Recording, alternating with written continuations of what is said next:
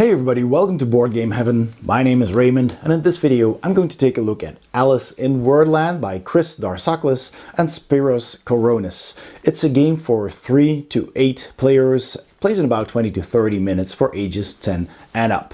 It's a word game, of course, as the name suggests, a bit of a party game. And before I open up the box and explain how to play the game and share my thoughts, I'd like to ask you all to please hit that subscribe button if you haven't already. That really helps the channel. And also you can support what I do on my Patreon page for as little as just €1 per month or more. And in return, you get early access to all of my videos, your name in the credits, and access to Patreon exclusive videos as well. I'd also like to thank Drawlab Entertainment for giving me a copy to review. So let's open up the box and get started. Alice in Wordland by Drawlab Entertainment. So it's got nice artwork on the front of the tea party with the Mad Hatter, Alice, and the Queen of Hearts. So that all looks lovely. And on the back, we've got some of the components here on the back with a little bit of flavor text. 3 to 8 players in about 25 minutes for ages 10 and up. And there's even a how to play video if you scan this QR code. All right, let's open up the box.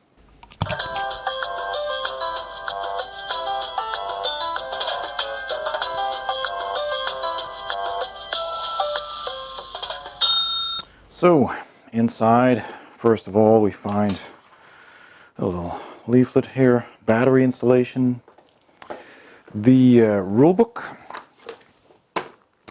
which is not too big.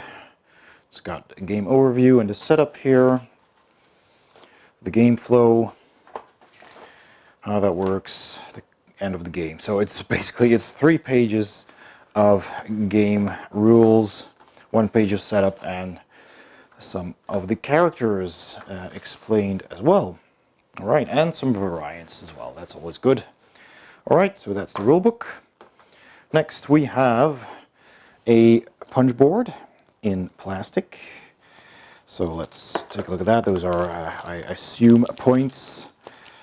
And while opening it, I'm already punching some of these. Hang on a second. There we go. So this cardboard punch board with these tokens on it, and they are double-sided. All right, and then we have these cards. Let me open those up as well. There we go. So these are all the characters. We got the Mad Hatter, the Tweedle Twins, Alice, the Caterpillar, the Queen of Hearts, the White Rabbit, the Cheshire Cat, the Two of Hearts, and that's it. So, and they're all the same on the back. There is another deck of cards, a big deck of cards. I'll open that up. So let's see here. We got different types of cards. We have these with numbers on them. All kinds of numbers. There's a handful of those. And they also have numbers on the back. All right. So that's those cards. I'll just put them back in the insert. Then we got cards with letters on them. Blue ones, these here, and then we get green ones. We've got purple cards, red cards, just a few, and then we have words, so camping, trains, toys, outer space, restaurant, etc. And there's a whole stack of those. There's a lot.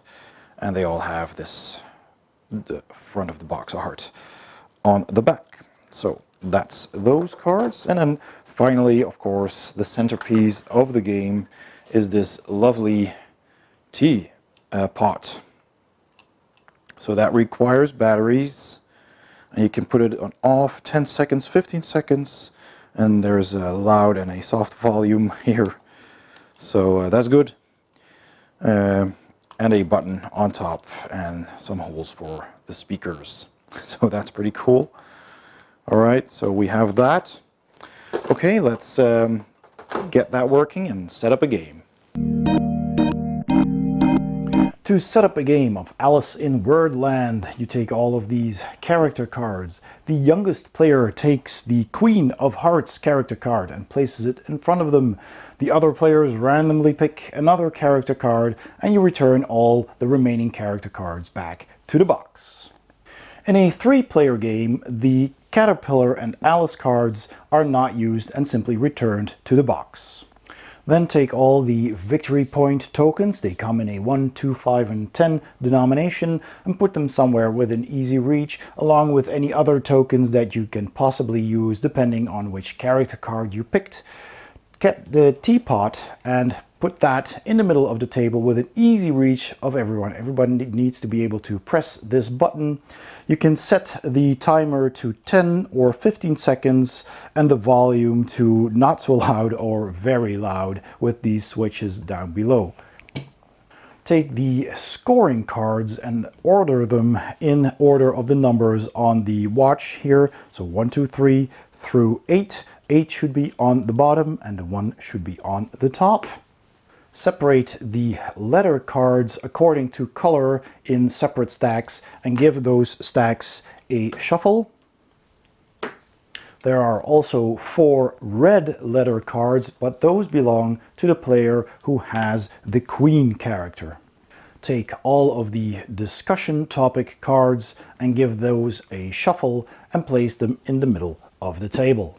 Depending on which characters were chosen, some players might need some extra tokens or even a card or two, but that I will explain in the end when I explain all the different characters. That is the basic setup of the game. Let's explain the rules. Alice in Wordland is, as the name suggests, a word game. It's also a party game played in a number of rounds, and you need to guess words or come up with words within a certain time frame, which is what the teapot timer is for.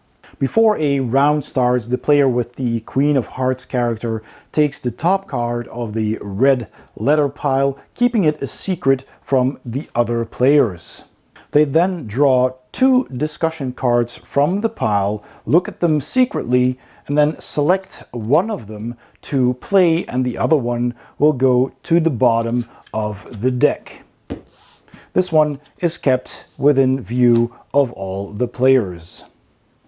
Next, that player draws 3 cards from each letter pile and keeps them in clear view of all the players in the middle of the table. Then the Queen of Hearts player presses the button on the teapot and takes their first turn. When a player takes their turn, they must say something related to the discussion topic that does not contain any of the 3 forbidden letters. So for example, the Queen of Hearts presses the button and then says cat. Cat is a pet, does not have any of these letters in it, and after saying that word, they instantly press the button again, indicating the start of the next player. So then that player must come up with a word related to the topic at hand, again without using any letters from these 3 cards. So every time immediately after somebody comes up with a word, the other players check if that did not contain any of those letters, and that player of course immediately presses the button so that the next player can take their turn. And you have either 15 or 10 seconds depending on the difficulty you set the timer to come up with a word. When a player does say a word containing any of the forbidden letters or does not come up with a word within the timer limit, then they are out of the round. They flip over their character card to be face down to indicate that they are out, and those players must skip their turn and can no longer use any abilities of their character card. Now don't worry, rounds are very short, so you won't be out for long. The first player to go out of a round takes the scoring card pile and places the top card in front of them. So you simply take the top card and that is your score. And of course the first few cards will have 0 points and later cards will have more points. So it is 1, 2, 2, and then there's 3, 3, and finally 4. The scoring cards also have a number in the bottom there, so if you're playing a 5 or less player game, you only take these cards. For 6 and more, you also take these. For 8 players, you take this card and this one as well. Now, there are some discussion guidelines. All words that you use should be either people, animals, plants, activities, or things that you can see. Now, of course, it's up to you how strict you want to be with those rules. You could say molecules or atoms. You can't obviously see them with the naked eye, but you can use different ways. There are ways of seeing those, of course. But more abstract things like emotions, like happiness or joy, is not acceptable according to the rules. All words also need to be closely related to the discussion topic. The rules say that you simply should use common sense, which should be enough to tell whether a word is legal or not, and in case of doubt, the other players get to vote. If the majority of other players vote against a word, then that player is out of the round, and on a tie, the word is accepted. You may also not say a word that was already offered by another player, of course, or any of its derivatives. So, for example, if one player says paint, then the other player cannot say painting or painter, but compound words containing previously offered words, such as paintbrush, are allowed. Of course, words cannot contain the forbidden letters here, even if they are silent. And a player may use more than one word to relay a concept or a term that relates to the topic, of course. So, for example, I could say a tabby cat because that is also a pet. But of course, keep in mind, the more words you use, the more difficult it will be to come up with a word that does not contain any of these letters. Foreign words are allowed only if they have been incorporated into your own language. So, for example, if we were playing an English game, then we could say words like croissant because that is a word that you would use when referring to a croissant. But using a French word for something that has an English word is not allowed. Contracted words, so for example words with apostrophes, are not allowed. When all players except one are out of the round, the discussion phase is over and the last player in the round takes the last remaining scoring card. Every player takes the points indicated on the cup here on their scoring card. You simply take victory point tokens to indicate how many you had, and then you return all of these cards back to the stack. Put the current discussion card back to the bottom of the pile. Shuffle all the letter cards back into their respective stacks. Then every player passes their character card to the next player on the left, meaning that the Queen of Hearts player will now be a different player, and that player draws once again 2 discussion cards from the stack, picks one, puts one on the table and the other one on the bottom of the stack. That player also takes the red cards, shuffle those, and draws a new one in secret. And then you keep on playing new rounds until every player has played every character once. After that round, the game ends and the player with the most points wins the game. In case of a tie, you share the victory. So all the different characters have special abilities.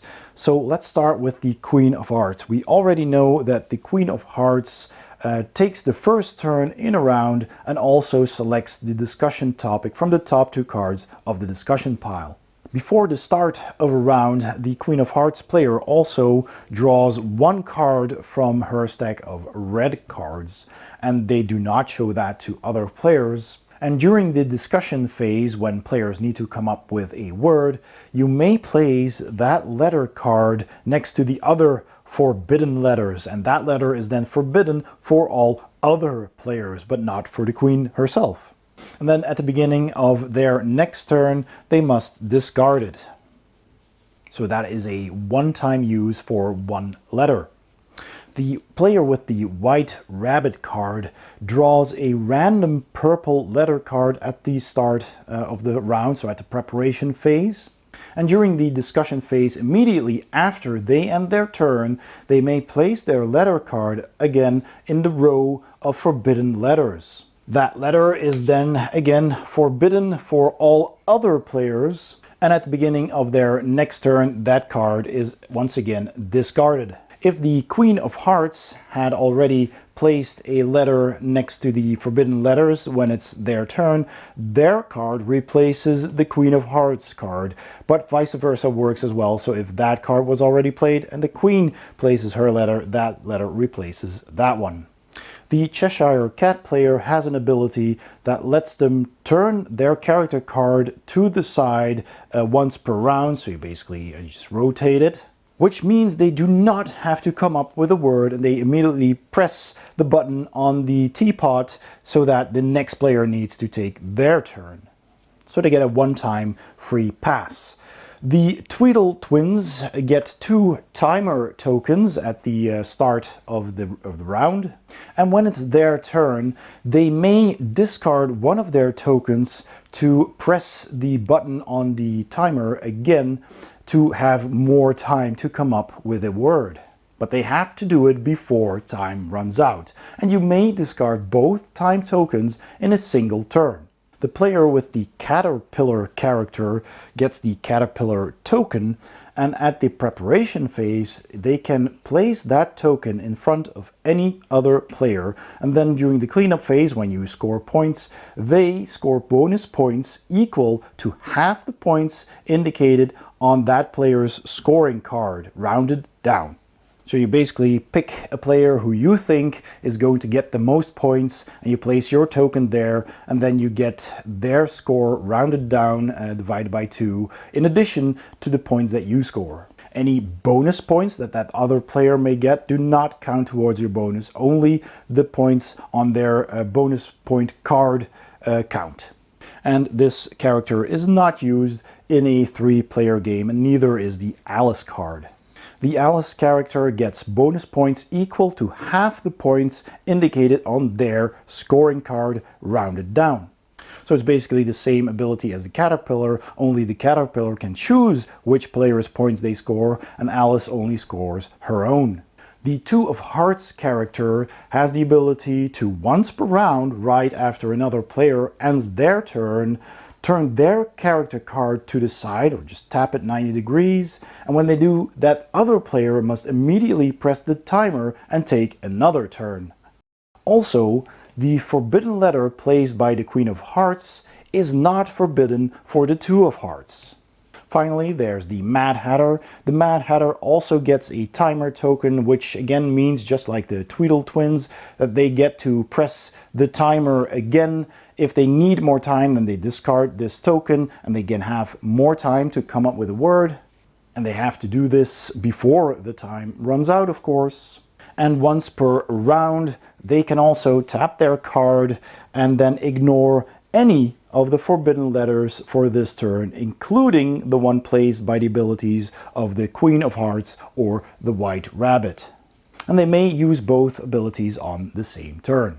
And those are all of the rules for Alice in Wordland. The manual comes with a couple of variants for easier games or harder games, or when you're playing with kids, that you can explore on your own. So that's how you play Alice in Wordland. Let's go to my final thoughts. So my final thoughts on Alice in Wordland by Drawlab Entertainment. Let's start with the components. The components are pretty good. The cards are of a good quality, nice and thick. These cards are all glossy. The bigger character cards are also a really good thickness, and they have a linen finish and they look really good. So all of these cards are of very good quality. Also these cards, these topic cards, are a little bit glossy. They do all have just one word on them. There's 60 of them, which means 60 topics in the game. I feel that could have been more if they had printed more terms on the cards or made them double-sided. The tokens are of a standard quality. They are glossy though, so they feel a little bit slippery, not in your hand, but just in a stack. It's a little bit hard to pick them up, put them in the box and take them out of the box. I usually just turn the box over to get them out. So that's a bit strange. I've not seen glossy tokens that much. Usually they are matte. I love the teapot. The teapot is excellent. This is just the funnest gimmick of the game, and I think also the game's strongest point, really. But it is a lot of fun to just smash that button, and now it's the next player's turn, and they have to quickly come up with another word. So this is really, really cool. The box, though, I feel could have been a lot smaller because the insert isn't that great, in my opinion. Could have been designed better. There's a spot, of course, for the teapot. You get a slot for the cards, which doesn't go all the way to the bottom. So if you do want to sleeve your cards, which I don't think many people will do for a game like this, but if you do, then it won't fit anymore. And had they made the insert all the way to the bottom, then you could have easily sleeved it, and they could have even made a vault underneath this little vault here, which holds the character cards, the bigger slot here. They could have made a smaller slot for the smaller cards, and you could have had more there, or even made the vault for all the tokens underneath here, because these little vaults here are a bit fiddly to get them out, like I said. So I feel this box could have been more like a Splendor sized box, which means about, 33% off of its size, and that would have still fit. So I wish they had put a little bit more effort in the insert, but otherwise the components are very good. The artwork is excellent. I really love the artwork on the box cover and on the cards. They look really, really nice. It's really well done. Even the backs for the cards are actually pretty nice. And that's just well done. Even the little details that they have on these letter cards here and here, they look really fancy. I like that, and they are color coded on the front and the back. So that's really well done, I think. And yeah, the little box art really that you have on these cards is also really nice. It's all the same though, of course. Yeah, so that's all really, really nicely done. The theme, in honesty, it doesn't really matter that much because it's a word game, and a word game doesn't really need a theme. But I feel that Alice in Wordland actually works pretty well, because the story of Alice in Wonderland also uses language as humor in the book. So language plays a big part in that story.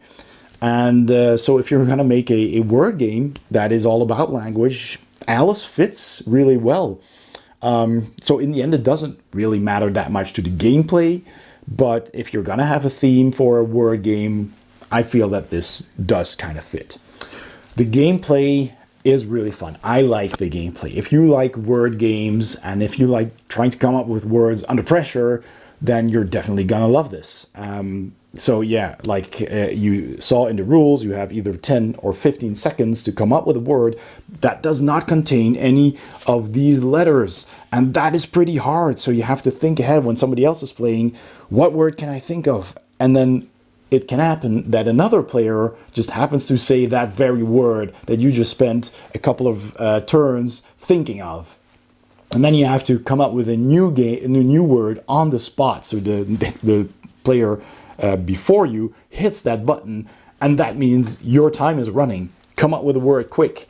And I kind of like that bit of stress in these types of party games. So to me, that's a lot of fun. I can certainly understand that this is not for everyone.